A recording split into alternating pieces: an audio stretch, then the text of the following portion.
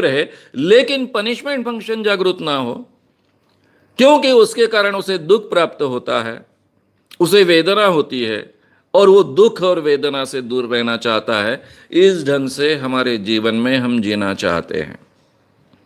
अब ये फैक्ट्स मैंने आपके सामने रख दिए। आपके और मेरे जीवन का सही उद्देश्य है केवल जीवन में जीना। इसीलिए नेचर ने हमको पैदा किया कि आखिरी सांस तक, आखिरी क्षण तक जीने की कोशिश करो, जियो। लेकिन कैसे जियो? अधिकतर, ज्यादा से ज्यादा रिवार्ड फंक्शन जागृत हो, हमेशा आनंद मिले, सुख मिले, इस ढंग से जीते रहो। ये नेचुरल इंस्टिंक्ट के द्वारा ही मिला हुआ जवाब है। इसलिए आपके और मेरे जीवन का सही उद्देश्य है जीना, आनंद से जीना, सुख से जीना। ये आपके और मेरे जीवन का सही उद्देश्य है। इसलिए मैं हमेशा कहता हूं कि आपके और मेरे जीवन का एक सही मूल्य होना चाहिए, मूलभूत मूल्य होना चाहिए, ये फाउंडेशन होना चाहिए। बी हैप्पी, आनंद से जियो। इसके साथ में दूसरा मूल्य आता है मेक अदर्स हैप्पी। आनंद से जियो और अपने साथ के लोगों के जीवन का आनंद भी बढ़ाते रहो। अब शायद आप वो सवाल खड़ा करोगे कि आप कह रहे हो कि आनंद से जियो, यहां तक तो बात ठीक है भाई, अच्छी बात कह रहे हो आप, लेकिन इसके साथ में जो आपने साथ में जोड़ दिया, be happy and make others happy, आनंद से रहो और अपने साथ के लोगों के जीवन का आनंद बढ़ाते रहो, तो ये आपने तो हमारे पीछे एक नई बात लगा दी, नया काम लगा दिया, एक बहुत कुछ हमारे ऊपर लाद दिया। मैं आपको कोई भी परोपकार करने की बात नहीं कर रहा हूं, दूसरों के लिए कुछ करने की बात नहीं कर रहा हूं। मुझे अगर आनंद से जीना है, मैं तो अपने जीवन में अकेले जी नहीं सकता हूं। कोई भी इंसान अपने जीवन में अकेले जी नहीं सकता है। अगर हमें आइसोलेशन में रखा गया, मानवीय जीवन की सबसे बड़ी शिक्षा होती है आइसोलेशन।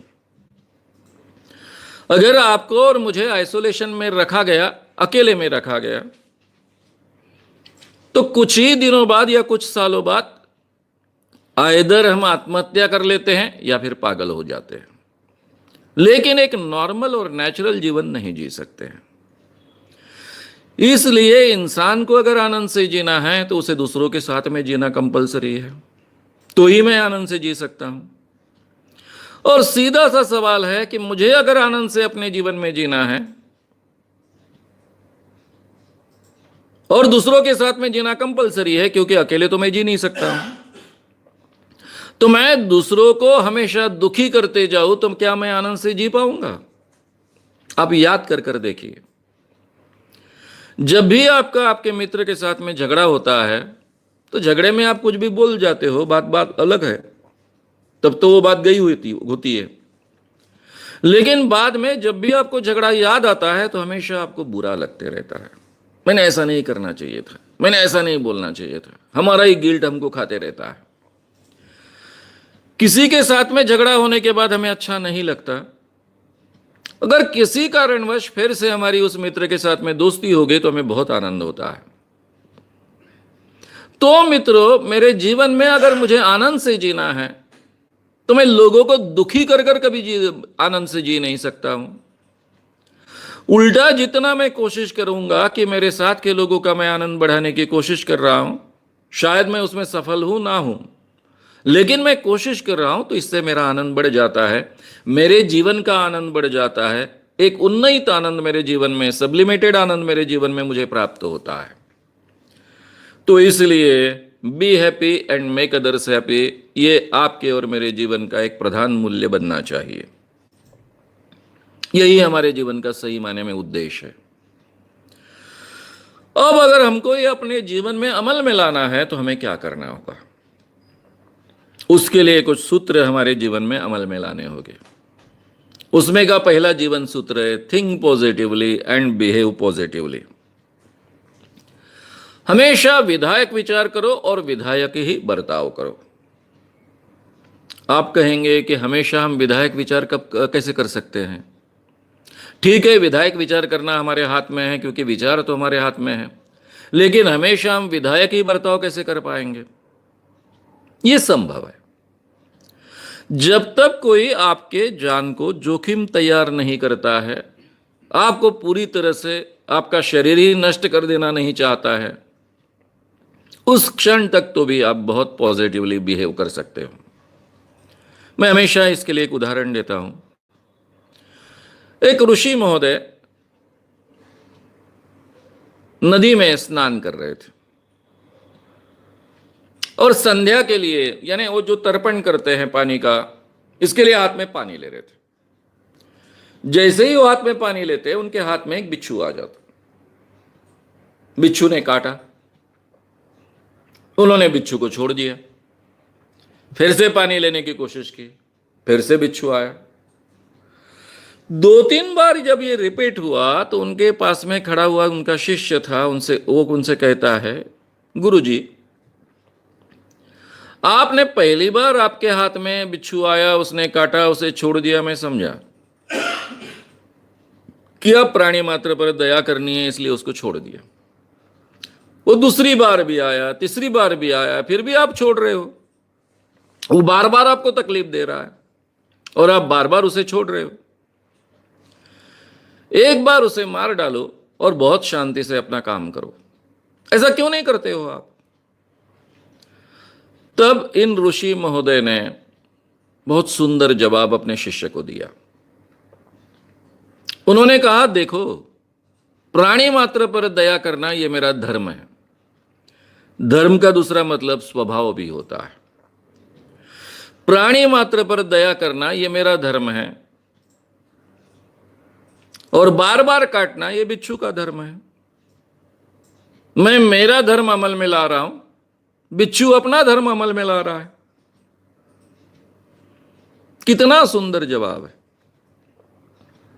सामने का व्यक्ति काट रहा है, बिच्छू काट रहा है, इसलिए मैं भी उसको काटते रहूंगा या फिर उसको मार डालूंगा, ऐसा नहीं सोचा यहां पर। तो इस ढंग से हमारे जीवन में उन क्षणों तक हम पॉजिटिव बिहेव कर सकते हैं, बर्ताव कर सकते हैं। हमारे जीवन में क्या होता है, हमारे बारे में लोग बुरा कहते हैं, बहुत कुछ अनाप शनाप बोलते रहते हैं। किसी ने हमारे बारे में बुरा बोला कि हमें बहुत गुस्सा आता है, फिर हम भी उसके बारे में बुरा बोलना शुरू कर देते हैं। रात दिन हमारे दिमाग में बुराई के विचार शुरू रहते हैं। परिणाम ऐसा होता है कि रात दिन बुरे विचारों से हमारा दिमाग बोते रहते हैं और हम भी दिन ब दिन बुरे बनते रहते हैं। अरे भाई, आपके बारे में लोगों ने बुरा बोला, बोलने दो।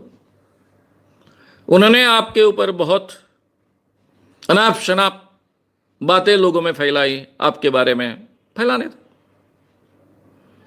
आप जो हो, एक दिन में लोग आपको पहचानते नहीं है। आप जो हो सो अपना बर्ताव अपने तरीके से ही करते रहो। धीरे धीरे लोगों को पता चलेगा कि ये इंसान ऐसा ही है, या ऐसा ही बर्ताव करता है, ऐसा ही विचार करता है, इसका बिहेवियर हमेशा ऐसा ही होता है। बराबर धीरे धीरे लोग आपको उसी ढंग से स्वीकारते जाएंगे। जब आप दूसरे ने आपके बारे में बुरा बोला, दूसरे ने आपके साथ में बुरा व्यवहार किया, इसलिए उस व्यक्ति के साथ में आप बुरा व्यवहार करते हो, इसलिए आप उस व्यक्ति के बारे में बुरा बोलते हो, इससे ना ही आपके जीवन की प्रगति होती है, ना ही आपके व्यक्तित्व की प्रगति होती है। उल्टा आपके व्यक्तित्व का उससे ह्रास होता है। आप भी छोटे आदमी बनते जाते हो। इसलिए मित्रों, हमने हमारे जीवन में ये बातें नहीं करनी चाहिए। हमेशा विधायक विचार करो और विधायक ही बर्ताव करो, ये कोशिश हमने जीवन भर करनी चाहिए। दूसरा एक बहुत महत्व का हिस्सा